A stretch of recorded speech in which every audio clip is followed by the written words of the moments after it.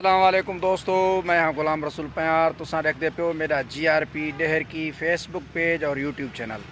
सो दोस्तों, अज असारा ही पहला व्लॉग है। तुसां दोस्त जेका आहिनि व्लॉग मुकमिल लिखो और असारी सपोर्ट करो और असाडे व्लॉग के हवाले असाकू कमेंट्स ज़रूर आगाह करो तो असाडा व्लॉग जेका है वो तुसाकू कीअं लगा। सो असां हिन वक्त जेका डेहर की कने महमदपुर तरफ जेका वेंदे पियूं ऐं जेके उतां व्यूज़ हुसनि रस्ते ते हुसनि या जेके उतां असां दोस्तान मिलसूं उहे तुसांकू ज़रूरु ॾेखारीसूं। असां नाल गॾु जेका है जुलदा पिया है लियाकत अली प्यार। तुसां क्या कयो साईं? अस्सलाम वालेकुम दोस्तों, क्या हाल है? खुश हो बिया खैर है। मैं लियाकत अली पाया असां वेंदे पियूं महमदपुर। असांजी वीडियो को वध के वध सपोर्ट करो, फॉलो करो, कमेंट तो हिन टाइम रवां दवा थींदे पियूं असां बाइक ते बांधे पियूं ऐं जेके व्यूज़ हुसनि जेके वीडियो हुसनि जेके शार्ट हुसनि उहे मुख़्तलिफ़ तुसांकू ज़रूरु असां ॾेखारीसूं। असांजे वीडियो के नाल जुड़े रहो। असीं तमाम बेहतरीन जेकी है मस्जिद शरीफ तामीर की गई है जैसा गुंबद तुसां देख सकते पियो। माशाअल्लाह सावी कंबली लल जेका ठहियल है, सावा कलर है, तमाम खूबसूरत नज़ारे पेश करंदा पिया। ये महमदपुर रोड ते जी राड़की कने महमदपुर तरफ जेका रोड वेंदी पई रोड ते ही है मस्जिद शरीफ। माशाअल्लाह तमाम खूबसूरत है। यकीनन तुसां अल्लाह के घर तो उवें ही खूबसूरत होंदन, पर ही मस्जिद को तुसां देखसो तो यकीनन तुसांकू सुकून आए। वैसे हिंकू मस्जिद शरीफ को जो ना दिता गया है वो बाबरी मस्जिद का ना दिता गया, क्योंकि जी हिंदुस्तान च बाबरी मस्जिद शहीद की गई है उनका ना जड़ा है उनके ना ते ही ये मस्जिद शरीफ जी है तामीर की गई है। हिंदे सामा जेका है अकलियती हिंदू बिरादरी का जो मंदिर है, मंदिर के सामा ही बिल्कुल मस्जिद शरीफ है। यकीनन माशाअल्लाह तमाम बेहतरीन है, खूबसूरत मदरसा भी है। इतना बालाओं को भी जो कुरान पाक की तालीम भी दी वी है। हुण असां अॻिते सफ़र जे लाइ रवंदा आहियूं। अपनी दुआ याद रखो, इंशाअल्लाह ताला अॻिते भी जेके क्लिप हुसनि उहे भी तुसांकू असां ज़रूरु ॾेखारींदासीं।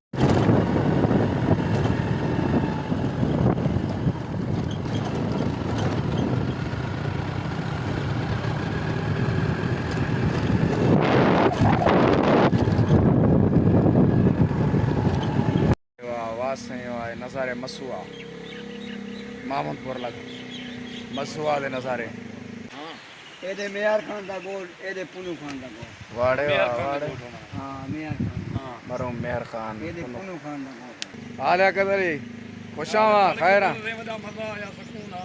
हाँ सड़क तो कपड़े पुसान थे, वाह वाह बड़ा वाह सुकून आया। पानी छदा ज़बरदस्त है। गेट सामे ये असां सामे खड़े हूँ, बंदा सुता पे था, पता नहीं है क्या है दुनिया ते निंद्रे जेको आरस बन परते के अगू गेट भला मुड़सेंगे ने वधिक पानी है गेट।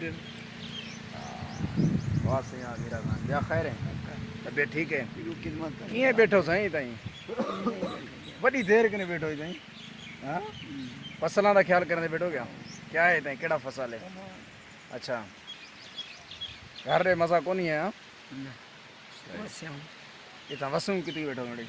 हाँ या अली हसन कितना होंदा है? काल तो चाहता ही को नहीं है, घूम फिर कितना होंदा है? मैं ड्रिंगा कर थकां, क्यों नहीं चाहता है? अच्छा अच्छा कुकड़ी तितरे। हाँ कुकड़ ना अल्लाह खैर। जमीन तो अपनी है भैया।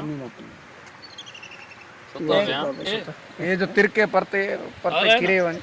हाँ ये देख के परते आलस यार दा पोट्रे भाई बिलावल दा। हाँ तारा है, आलस बने भला शाह के परते तारा है। निंद्रे जारस आवे। हाँ ये कहने में मानो निकता है से ना पता तो लग लिखा नहीं है ना धक तो लगे ने जो पे खुदा का थोड़ा आरस बने परते वन किरे पीछे ना है। टू भी मारो नहीं निकता है सर। इतने ना चाल के तो कई दवाई हैं दादा ठाकुर। रुकरे रुगेड गेट हां मतलब बेचारे रहो कढे ना यार ये दादा तानु मुझे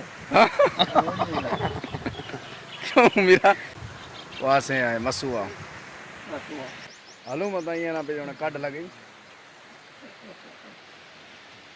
ये ना कड लगी यार बाबा। ठीक है दा मीरा खान मेहरबानी गुड बाय अस्सलाम वालेकुम। आदा ठीक है दोस्तों, हुणे असां अपना जेका है मसूआ कने डेर की तरफ रवाना।